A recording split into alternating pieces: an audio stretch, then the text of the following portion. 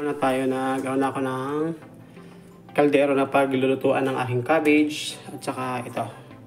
So ang gagawin natin guys is unahin natin yung manok pagluto. Since mainit na yan, unahin natin yung manok. Yan. So ilagay lang natin ganyan. Yan.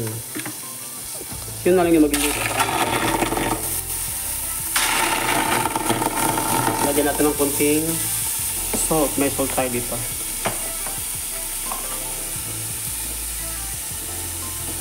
Yung salt natin is tak. Lagyan natin ng salt para may konting lasa siya guys. Kasi wala tong lasa. Ayan.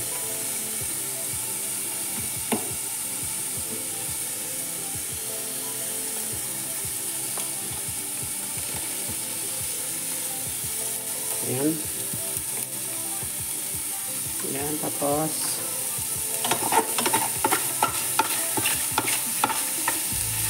antayin na lang natin na maluto sa sarili niyang mantika guys. Tapos dyan na tayo mag-isa ng cabbage mamaya.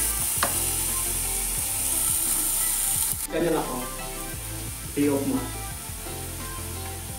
Guys, maglagay na tayo ng konting tubig guys para maluto siya talaga ng tapos yung konting tubig na yan guys, para ubusin natin yun para mainit lang. Ayan guys.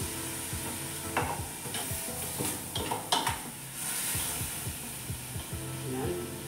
Nakakita nyo guys, parang may ano na siya. Diba? Parang, ayan o. Yung tubig na yan, yun ang magluluto sa kanya. Parang nilagang ano lang siya manok, pero hindi naman natin lagyan ng tubig. Maraming sabaw. Ano lang to, ang paano lang to, yung para kumulo lang siya ba. Since wala tayong mantika na ginamit, so yun na lang yung gagawin natin. Then, takpan natin guys. Okay.